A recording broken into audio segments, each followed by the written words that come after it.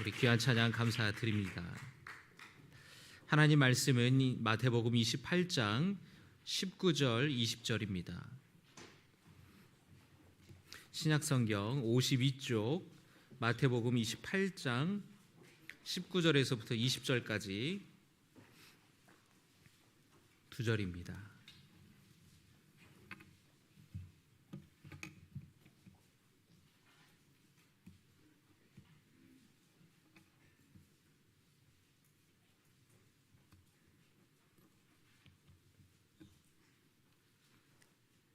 우리 함께 봉독하시겠습니다. 그러므로 너희는 가서 모든 민족을 제자로 삼아 아버지와 아들과 성령의 이름으로 세례를 베풀고 내가 너희에게 분부한 모든 것을 가르쳐 지키게 하라. 볼지어다 내가 세상 끝날까지 너희와 항상 함께 있으리라 하시니라. 아멘. 아까 추가 광고 또 드리다가 제가 깜빡 잊었는데요. 새해에 여러분 한 가지 요청드리는 것은 헌금하실 때에 헌금 봉투의 금액을 여러분 정확하게 좀 적어주시면 좋겠습니다. 좀 재무부의 일을 덜어줄 수 있을 것 같습니다. 그래서 여러분 헌금하실 때에 그리고 본인이 또 실수를 할 때가 있어요. 저도 그렇지만 나는 얼마를 넣었는데 사실은 그렇지 않을 때가 있습니다. 본인이 생각한 거랑 다를 그런 오차가 생기기도 하는데 금액을 정확하게 좀 기재를 해주시면 재무부에서 정리를 하면서 많이 도움이 될 것입니다. 오늘 말씀의 제목 예수님의 제자로 살아가라입니다. 한번 따라 하실까요? 예수님의 제자로 살아가라. 네, 우리 23년 표어도 함께 외쳐볼까요? 주님의 제자로 훈련받아 세상을 제자 삼는 교회. 예수님은 우리를 주님의 제자로 부르셨습니다. 이 부르심은 예수님을 따랐던 12명의 제자를 향한 그런 부르심일 뿐만 아니라 저와 여러분 모두에게 주시는 부르심입니다. 오늘 말씀을 통해서 우리를 주님의 제자로 부르신 것이 어떤 의미가 있는지 함께 나눌 때에 주님이 주시는 은혜와 교훈이 있기를 바랍니다. 제자들이 부활하신 예수님을 만나기 위해 산으로 갈릴리에 있는 산으로 찾았습니다. 성경에서 산은 아주 중요한 장소인데요. 주님을 만나는 곳이 바로 산입니다. 구약에서 모세는 호렙산에서 떨기나무로 나타나신 하나님을 만났고 또 호렙산에서 십계명을 받았습니다. 신약에 오면 예수님께서 마태복음을 보면은 마태복음 5장에서 7장까지 산에 오르셔서 그곳의 사람들에게 말씀을 가르치시고 또 전하셨는데요.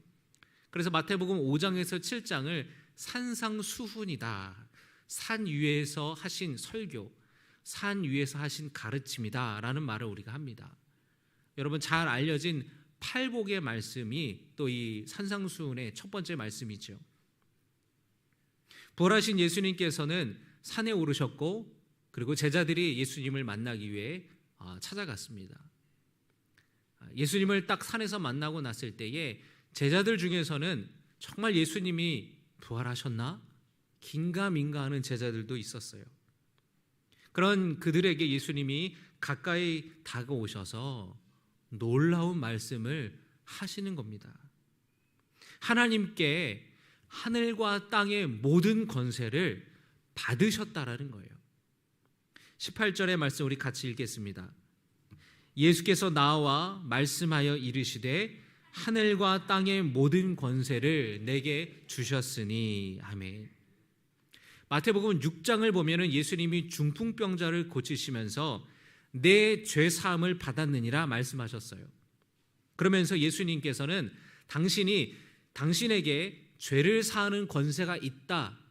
내가 죄를 사하는 권세를 받았다라고 말씀하십니다.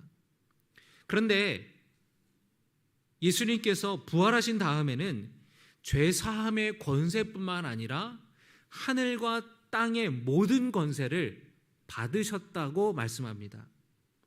이 권세는 하나님의 권세요. 하나님의 통치권을 예수님이 수여받으셨다라는 겁니다. 예수님이 공생애의 사역을 시작하기 전에 광야에서 40일 금식 기도를 하실 때에 귀신이 마귀가 찾아와서 예수님을 시험하죠.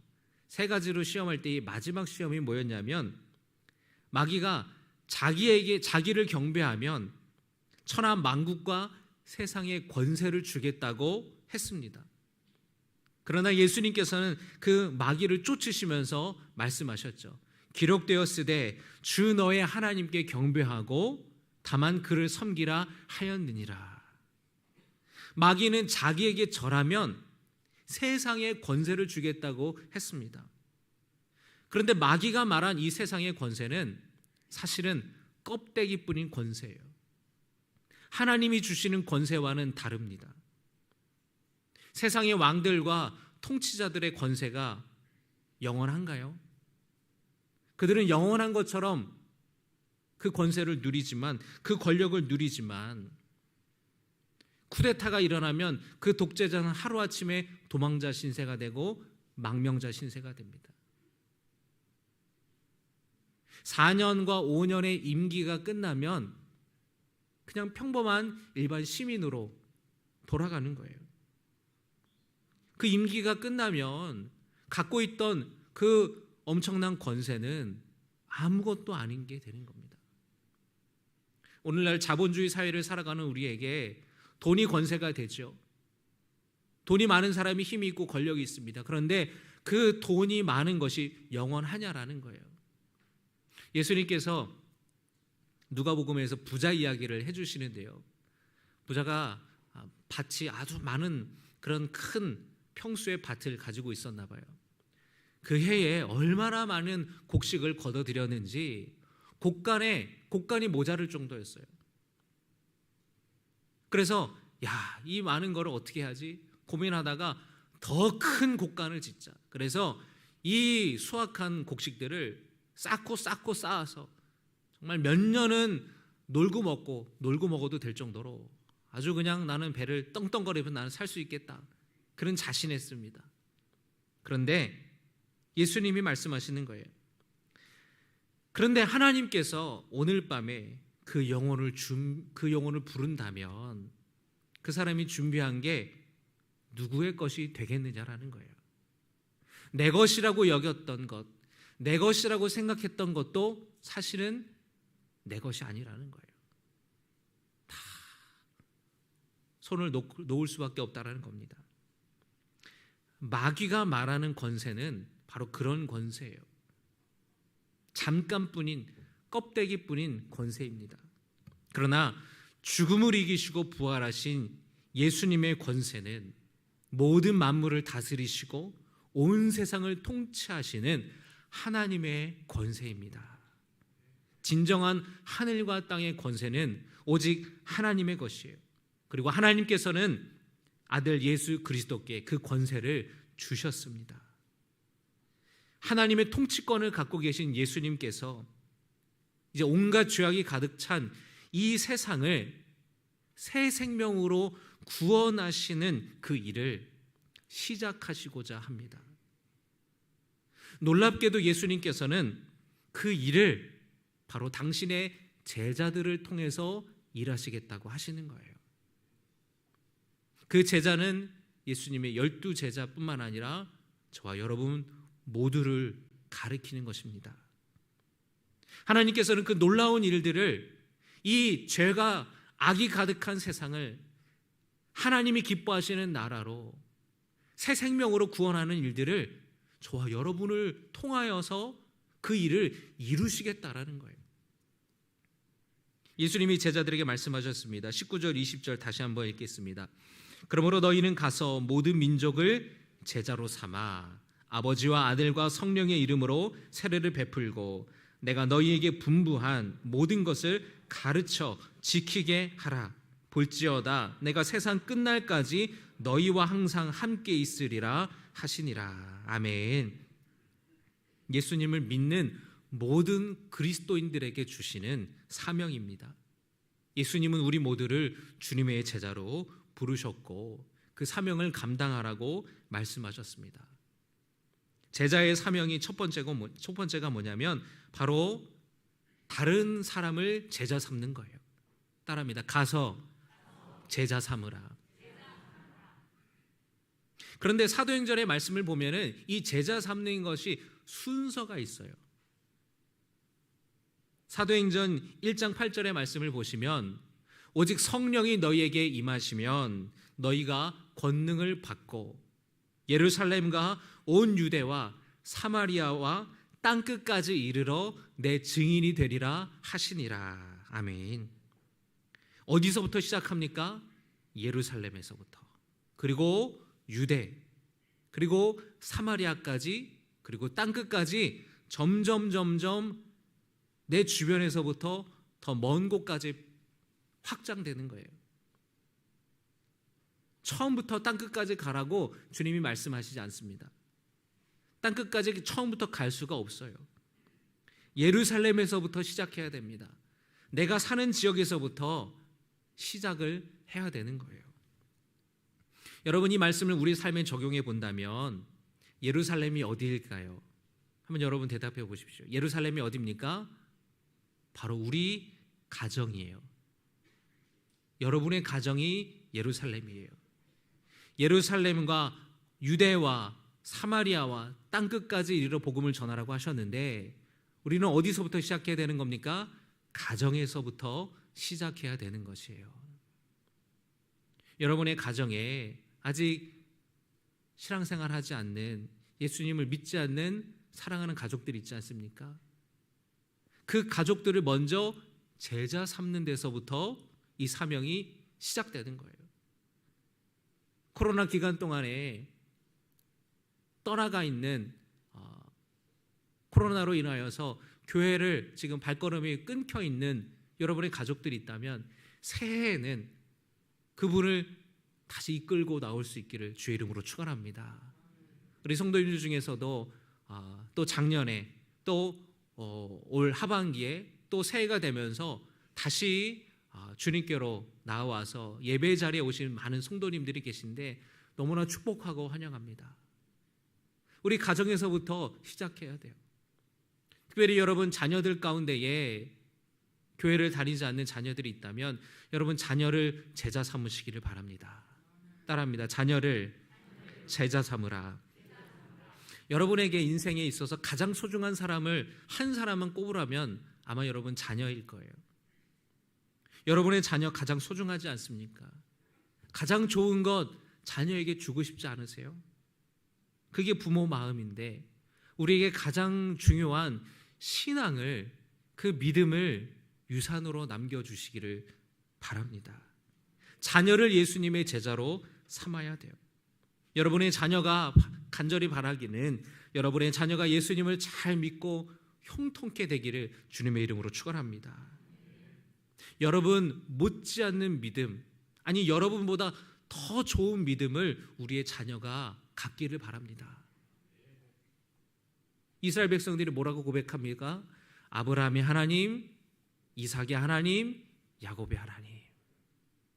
할아버지가 믿었던 그 믿음, 아들이 믿었던 믿음, 손자까지 대대로 이스라엘 백성들이 이어지는 것을 목숨을 걸었어요.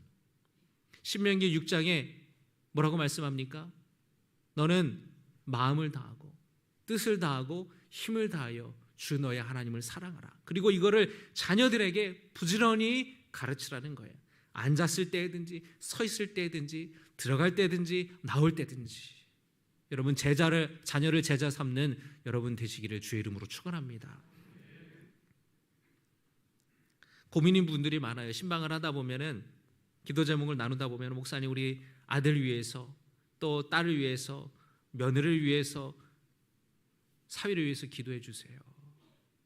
옛날에 중학생까지는 옛날에 고등학생 때까지는 교회를 다녔는데 사춘기가 되고 나서 대학생이 되고 나서 직장을 가고 나서는 교회를 다니지 않는다라는 거예요.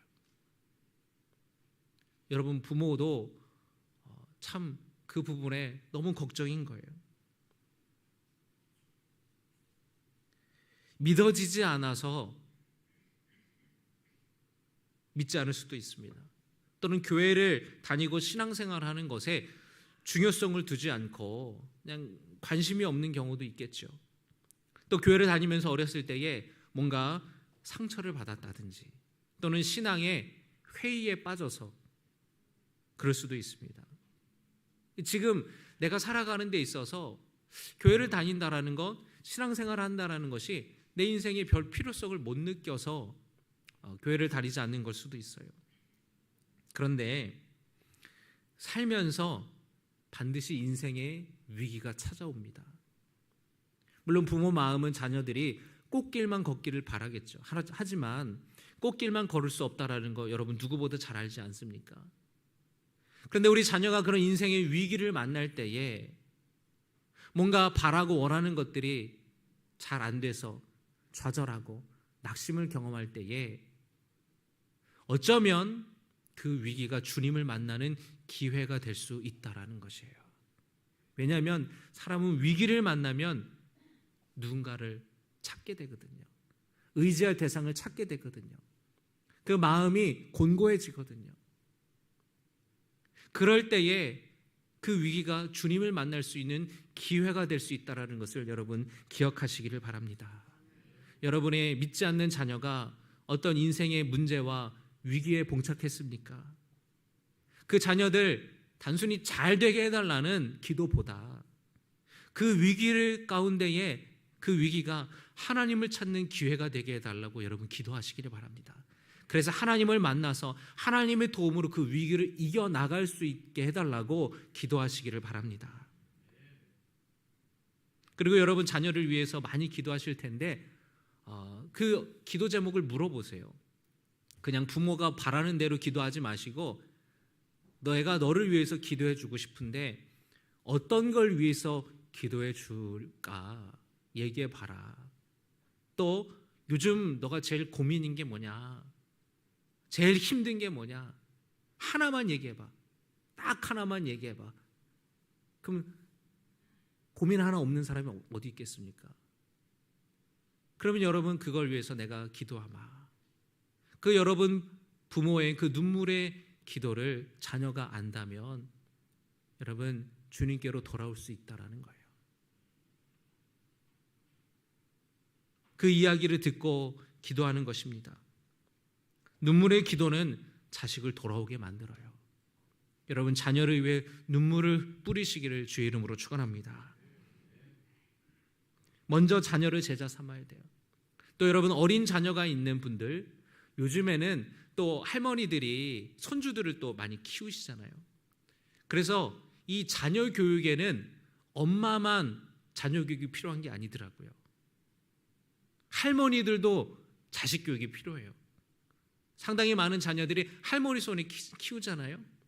그래서 가끔 이렇게 보면은 되게 3살, 4살짜리 아이가 할머니처럼 60대, 70대처럼 행동하고 말투가 그런 분들이 그런 아이가 있어요. 어르신처럼 할머니 손에 자라서 그래요. 그래서 여러분 할머니들에게도 자녀 교육을 어떻게 하는지 가르쳐야 되겠다 그런 생각이 들었습니다. 여러분 이 어린아이는 굳지 않은 석고와 같아요. 석고 여러분 석고 물이 말랑말랑하잖아요. 근데 굳으면 어떻게 됩니까? 딱딱해지죠. 딱딱하게 되기 전에 그 아이의 마음에 십자가가 새겨져야 돼요. 예수 그리스도가 새겨질 수 있도록 어린 시절에 여러분 자녀 교육에 힘쓰시기를 주의 이름으로 축원합니다. 그래서 어렸을 때에 아이를 위해서 기도해주고 아이와 같이 성경을 읽고 아이와 같이 하나님의 말씀에 대해서 나누는 거예요. 교회에 아이가 다녀온 다음에 주일 저녁에 오늘 교회에서 어떤 성경 말씀을 들었느냐, 너 궁금한 거 없어? 부모들이 물어보질 못해요. 왜냐하면 자기가 대답하지 못할까 봐 자신이 없어서 물어보지 못합니다. 근데 여러분 같이 답을 찾아가는 거예요. 아 그래? 나는 오늘 이런 말씀을 들었는데 하면서 함께 나누는 거예요. 신앙적인 얘기가 꼭 성경 말씀에 관한 것만은 아닙니다. 이 세상에 일어나는 일들을 함께 대화하면서 하나님은 어떻게 생각하실까? 우리 그리스도인들이 이 세상을 걸으면 어떻게 살아가야 되는 걸까? 우리 그리스도인들은 저 일들을 어떻게 바라봐야 되는 걸까? 대화하면서 올바른 가치관들을 심어주는 거예요. 여러분 교회에서 예배드리는 시간 일주일에 얼마나 됩니까? 한두 시간밖에 되지 않죠. 나머지 시간은 다 가정에서 보내는 거예요. 그럴 때에 여러분 자녀를 제자 삼는 것이 바로 부모에게 주어진 사명이라는 것입니다. 여러분의 자녀를 제자 삼기를 주의 이름으로 축원합니다. 그리고 주님께서 우리에게 주신 제자로서의 사명은 두 번째는 뭐냐면 따라하십니다. 세례를 베풀라. 아버지와 아들과 성령의 이름으로 세례를 베풀라고 말씀하십니다. 저는 이 말씀을 묵상하다가 그렇구나. 우리가 세례 베푸는 거에 대해서 그동안 그렇게 중요하게 생각하지 않았구나. 그런 것을 깨달았습니다. 여러분, 세례를 받는다라는 것은 무슨 뜻입니까? 예수님을 믿지 않았던 사람이 예수님을 믿게 됐다라는 거예요. 예수님을 주님으로 고백하게 됐다라는 것이고 그리스도인이 된다라는 것입니다. 새해에 우리 교회에 오는 많은 성도들 가운데에 세례받는 분들이 많았으면 좋겠어요. 우리 교회에 오는 새로운 성도님들 중에서 한 번도 복음을 들어보지 못했던, 한 번도 교회를 다니지 못했던 정말 새신자, 정말 초신자들이 많아졌으면 좋겠습니다. 그래서 세례받는 분들이 많았으면 좋겠어요.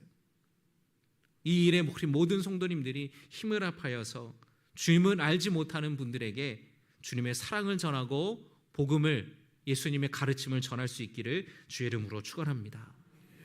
제자로서의 사명 세 번째는 뭐냐면 가르쳐 지키게 하라입니다. 한번 따라하십니다. 가르쳐 지키게 하라. 예수님을 믿게 되면 이전과 다른 삶을 살아가요. 가치관이 달라집니다. 세상을 보는 관점이 달라집니다. 말이 달라지고 행동이 달라져요. 제가 어저께 송구영신 예배 때 말씀드린 내용이 뭡니까? 하나님 앞에서, 라틴어로 코람 데오라는 말이 있죠. 하나님 앞에서 우리가 살아가는 거예요. 하나님 보시기에 이것이 선한 일인가? 하나님 보시기에 이것이 옳은 일인가? 그것이 내 삶의 기준이 되는 것입니다. 그 말씀대로 살아가는 거예요. 그것이 제자의 삶입니다. 그런데 이런 제자의 사명을 감당하기 위해서는 먼저 선행되어야 될 것이 있는데요. 그것은 바로 우리가 먼저 주님의 제자가 되어야 된다는 것이에요. 따라하십니다. 내가 먼저 주님의 제자가 되어야 한다. 아멘. 다른 사람을 제자 삼고 세례를 베풀고 예수님이 전하신 말씀을 가르치기 위해서는 내가 먼저 제자가 되어야 된다라는 거예요. 여러분, 주님의 제자입니까? 주님의 제자가 되기 위해서는 훈련받아야 돼요. 주님의 제자는 저절로 되는 것이 아니라 훈련받아야 됩니다. 축구 선수가 되기 위해서는 어떻게 해야 될까요? 축구 훈련을 해야겠죠. 피아니스트가 되기 위해서는 피아노 치는 훈련을 해야 됩니다. 전공자에게 물어봤어요. 하루에 얼마나 연습을 하십니까?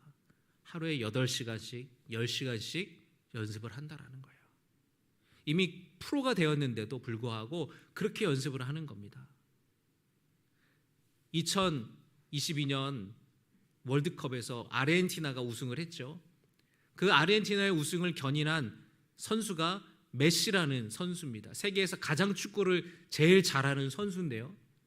이 선수가 재능 하나만으로 세계 최고가 된 것이 아닙니다. 노력이 있었어요. 어렸을 때부터. 이 메시라는 선수가 키가 170이 안 돼요. 그런데 어떻게 이렇게 잘할 수 있는가? 그 장신의 체격 좋은 그 선수들의 틈바구니 속에서 자신이 가지고 있는 장기를 발휘하기 위해서 얼마나 많은 노력을 기울였겠습니까? 모든 자신의 삶이 다 축구 선수의 삶에 맞춰져 있는 거예요. 충분히 휴식을 취하고 좋은 거 먹고 정해진 시간에 그 훈련을 빼먹지 않았기 때문에 최고의 자리에 오른 거죠. 물론 처음에는 잘 못하고 실수도 많겠죠. 그러나 반복해서 하다 보면, 훈련받다 보면 점점 더 숙달되고 잘해진다라는 거예요. 제 친구가 군대를 의장대, 경찰대 의장대로 다녀왔습니다. 경찰대 의장대로 군대를 갔는데 20살 때인가 21살 때 휴가 나와가지고 만났거든요. 근데 그날 비가 왔어요. 우산을 쓰고 나왔는데 오후가 되니까 이제 비가 그쳤습니다. 그 친구가 이제 긴 장우산을 갖고 왔는데 그걸 접더니 돌리는 거예요. 막 우산을 돌려요. 너 뭐하냐? 막 돌리고 던지고 받고 막 이래요. 막 뭐 탁탁탁 뭘 해요. 경찰대 의장대 가서 하루 종일 밥만 먹고 이것만 하는 거예요. 총을 막 돌리는 거예요. 던지고 받고 주고 받고. 근데 처음에는 잘 못하죠. 바닥에 툭 떨어지면 고참들이 다 째려보고 막 혼내고 막 그러는 거예요. 왜냐하면 행사 가서 시민들 앞에서 퍼레이드하고 의장대 행사다가 툭 떨어지면 얼마나 망신이에요. 그러니까 이 숙달되기 전까지, 행사 나가기 전까지는 맨날 이것만 돌리는 거예요. 그리고 잘못하면 다칠 수도 있기 때문에. 이 친구가 우산을 돌리고 뭐 긴 거는 다 돌려요. 야구 빠따 돌리고 막 다 돌리더라고요. 그래서 제정신이 아니구나. 계속 하는 거예요. 그러면은 프로페셔널해지는 겁니다. 예수님도 제자들을 3년을 데리고 다니면서 훈련을 시키셨어요. 예수님이 떠나신 이후에 땅끝까지 이르러 복음을 전할 수 있는 제자로 키우시기 위해서 3년을 꼬박 훈련하신 겁니다. 예수님이 제자들을 가르치실 때 예수님도 실패했어요. 제자들의 실패는 곧 그 선생의 실패 아닙니까? 제자들을 보냈더니 귀신 들린 아이를 고쳐오지 못했습니다. 예수님이 다시 훈련시키십니다. 너네들이 기도가 부족해서 그런 것이다. 다시 훈련시키고 다시 실패를 경험하면 또 훈련시킵니다. 제자들의 가장 큰 실패가 뭐였을까요? 예수님이 붙잡히실 때 예수님을 떠나서 도망친 거였습니다. 베드로는 예수님을 3번이나 부인했고요. 그러나 그 실패를 통해서 제자들은 또 배웠어요. 하나님의 나라는 우리가 생각했던 것이 아니구나. 제자들은 이 땅에서의 권세와 부귀영화를 누리고자 했습니다. 제자들은 예수님이 이 땅에 메시아로 오셔서, 구원자로 오셔서 로마 제국을 무너뜨리고 주권을 되찾고 왕권을 회복할 것을 기대했어요. 그래서 그들이 서로가 한 자리씩 차지하기 위해서 제자들끼리 싸우기도 했어요. 하지만 예수님이 십자가에 붙잡혀 돌아가실 때에 그들이 생각했던 기대가 아니었다는 것을 깨달았습니다. 예수님이 말씀하신 하나님의 나라는 그런 나라가 아니었어요. 하나님의 나라가 너희 마음 안에 있다. 그 뜻이 무엇입니까? 하나님의 나라는 하나님이 다스리시는 나라입니다. 하나님이 통치하시는 나라입니다. 내가 하나님을 내 삶의 주인으로 모시고 내 삶의 왕으로 모실 때에, 하나님이 통치하시도록 내 삶을 내어드릴 때에 주님이 나를 다스리시고 주님이 나를 통치하시고 내 안에 하나님의 나라를 경험하게 되는 거예요. 주님께서 주시는 해방은 로마 제국에서의 해방이 아니라 죄에서의 해방이라는 것을 제자들이 깨달았습니다. 그리고 예수님이 십자가에서 그것을 다 이루셨다라는 것을 깨달았어요. 제자들은 약속하신 성령을 기다렸고 오순절 성령의 충만함을 입어서 이제 그 제자의 훈련소를 이제 졸업하고 세상으로 나아가는 제자의 사명을 감당하는 자들이 되었던 것입니다. 여러분, 주님은 우리도 제자로 부르세요. 그리고 우리도 제자로 훈련받아야 됩니다. 말씀을 가르치려면 말씀을 알아야 되고요. 복음을 전하려면 복음을 알아야 되죠. 그래서 새해에 우리가 어성경이 읽어진을 통해서 성경을 배우고 제자 훈련을 통하여서 우리가 제자로 훈련받자고 말씀하는 거예요. 훈련받지 않으면 제자가 될 수 없기 때문에 그렇습니다. 여러분, 제자는 아마추어가 아닙니다. 제자는 프로예요. 지금까지 아마추어 같은 신앙생활을 했다면 여러분, 이제는 제자가 된다라는 것은 내가 신앙생활에 있어서 프로가 된다라는 거예요. 새로 권사 임직을 받으시는 분들께 제자 훈련을 꼭 받아야 된다고 말씀을 드렸습니다. 왜냐하면 권사가 된다라는 것은 이제는 프로가 된다는 거예요. 내가 섬김을 받는 자리에서 남을 섬기는 자가 되는 거예요. 이제는 속회를 인도할 수 있는 리더십을 갖는다라는 것입니다. 별거 아닌 거에 시험당하고 낙심하고 절망했다면 이제는 그런 믿음을 뛰어넘어서 그 시험을 넉넉히 이기는 수준으로 우리가 성장해야 된다라는 거예요. 육신은 20살이 되면 성장을 멈추고 노화가 시작되지만 신앙은 갈수록 깊어져요. 깊어져야 하고 깊어질 수 있습니다. 70이면 교회에서도 직분들을 은퇴하죠. 그러나 그것은 어떤 직책만 은퇴할 뿐 우리의 신앙이 은퇴가 아니에요. 우리 신앙이 졸업하는 게 아닙니다. 더 그 영성이 깊어질 수 있고 깊어져야 하고, 제자의 삶은 주님이 부르실 때까지 계속되는 거예요. 나를 통해 복음의 문이 열린다면 얼마나 감사한 겁니까? 여러분을 통해 여러분의 가정이 구원받고 여러분의 직장이, 여러분의 일터가, 우리가 사는 동네가 구원받게 되기를 주님의 이름으로 축원합니다. 해외 축구 우리나라 국가대표 축구 선수였던 박지성 선수 별명이 뭔지 아십니까? 해버지예요. 해버지. 이게 무슨 뜻인지 아시나요?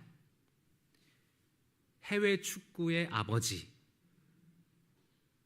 이렇게 음악의 아버지, 음악의 어머니, 이런 이야기 하지 않습니까? 해외 축구의 아버지, 이게 박지성 선수의 별명이에요. 2002년 월드컵 4강을 이루고 난 다음에 히딩크 감독이 네덜란드 팀으로 부임해 가면서 이영표 선수와 박지성 선수를 데려갔어요. 네덜란드 리그, 유럽에서도 박지성 선수가 두각을 나타내는 거예요. 그래서 이 박지성 선수가 세계 최고의 리그라고 불리우는 영국 프리미어 리그에 스카우트를 받았습니다. 그런데 20개 팀들 중에서 못하는 팀이 아니라 가장 잘하는 명문팀 맨체스터 유나이티드라는 팀에 스카우트를 당했어요. 그리고 그곳에서도 뛰어나게 실력을 발휘했습니다. 유럽 사람들의 편견을 깬 거예요. 아시아 선수들도 유럽 축구에서 충분히 경쟁력이 있구나, 충분히 할 수 있구나, 숨어있는 진주 같은 선수들이 있네 하면서 박지성 선수 이후로 중국, 일본, 우리나라 아시아 선수들이 다 유럽 진출하는 데에 굉장히 많이 진출을 했어요. 그래서 별명이 뭐라고요? 할아버지가 아니라 해버지, 해외 축구의 아버지다. 여러분, 예배 끝나고 이것만 기억하시는 분들이 없기를 바랍니다. 박지성 선수에게 그 별명이 굉장히 영광스럽지 않을까요? 그 선수를 통하여서 수많은 우리나라 선수들, 아시아의 그 축구의 인식을 바꿔놨지 않습니까? 대한민국을 바라보는 시선이 달라졌죠. 요즘에 우리나라 가수들 해외에서 얼마나 인기가 많습니까? 우리나라 배우들 헐리우드 진출하지 않습니까? 옛날에는 조연이었어요. 악역만 맡았어요. 그런데 지금은 주인공으로 진출하지 않습니까? 대한민국을 바라보는 그 시선이 달라지는 거예요. 그 한 사람으로 인하여서 달라질 수 있어요. 그 한 사람이 뭐 할 수 있겠어? 그렇지 않습니다. 한 사람으로 인하여서 모든 것이 달라질 수가 있는 거예요. 제자의 역할이 바로 이런 겁니다. 우리가 제자로 살아갈 때에 교회에 대한 인식이 바뀔 수가 있고 기독교에 대한 인식이 바뀔 수가 있는 거예요. 우리로 인하여서 복음의 문이 열려진다면 얼마나 감사한 일이겠습니까? 해외 선교사로 나가는 것만이 선교사가 아니에요. 여러분이 선교사입니다. 복음을 전하는 사람이 선교사예요. 여러분의 가정에서 여러분만 신앙생활을 한다. 그러면 여러분의 가정의 선교사가 바로 여러분입니다. 여러분 직장 생활할 때에 직장 다니는 동료들이 다 예수 믿습니까? 아니죠. 그러면 여러분, 하나님께서 여러분을 여러분의 직장의 선교사로 보내신 거예요. 우리 지역에, 우리 동네에 신갈동에, 구갈동에, 동백에, 보라동에 나를 주님의 선교사로 보내신 거예요. 군대 가는 청년들에게 그럽니다. 땡땡땡 형제, 군대에 군선교사로 가는 거예요. 거기 가서 군생활 잘하고 신앙생활 잘하고 예수님 전해요. 군생활로 가는 겁니다. 단순히 의무복무로 간다고 생각하지 마세요. 제가 이야기합니다. 여러분의 가정이 선교지입니다. 여러분의 직장이 선교지고 내가 사는 곳이 선교지라는 그것을 기억하시기를 주님의 이름으로 축원합니다. 여러분, 이 일은 나 혼자 감당하는 것이 아니에요. 주님이 말씀하시지 않았습니까? 20절의 말씀에 내가 세상 끝날까지 너희와 항상 함께 있으리라. 주님이 약속하신 성령을 우리에게 보내주셨고 성령께서 우리와 함께하여 주신다라는 것, 이 약속을 붙들고 제자의 사명을 감당할 수 있는 주님의 자녀들이 되시기를 주의 이름으로 축원합니다. 기도하겠습니다. 주님, 새해를 맞이하여서 우리가 주님의 제자로 훈련받아서 세상을 제자 삼는 교회, 성도가 되기를 원합니다. 주님, 제자는 그저 거저되는 것이 아닙니다. 훈련받아야 됩니다. 주님께서 우리에게 주신 사명을 감당할 수 있도록 제자로 훈련받는 성도 되게 하여 주시고, 우리 한 사람 한 사람을 우리 가정에, 우리 직장에, 또 우리가 사는 지역에 선교사로 주의 복음을 전하도록 보내신 것을 믿습니다. 이 주님이 주신 사명 감당할 수 있는 성도 되게 하여 주시옵소서. 예수님의 이름으로 기도드리옵나이다. 아멘. 우리 다 함께 일어나셔서 가서 제자 삼으라 찬양하시겠습니다.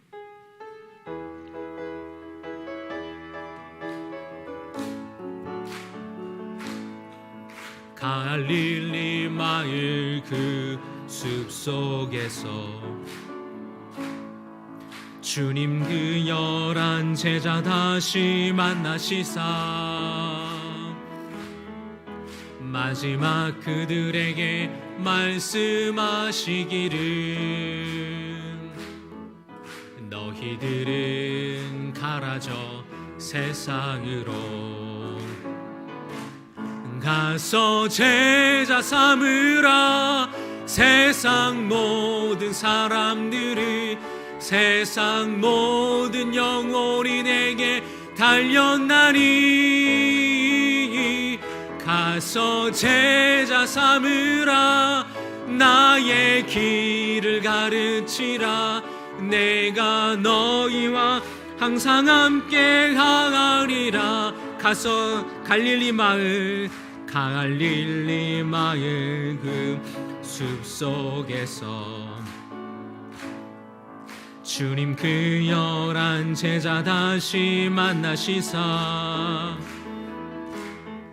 마지막 그들에게 부탁하시기를 너희들은 가라져 세상으로 가서 제자 삼으라. 세상 모든 사람들을, 세상 모든 영혼이 내게 달렸나니 가서 제자 삼으라. 나의 길을 가르치라. 내가 너희와 항상 함께 하리라.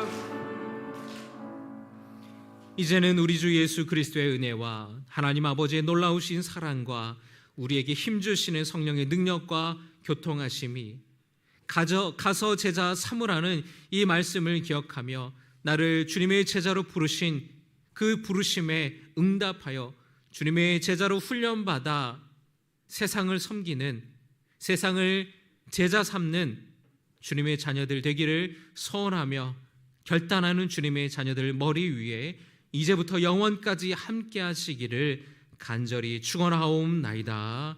아멘.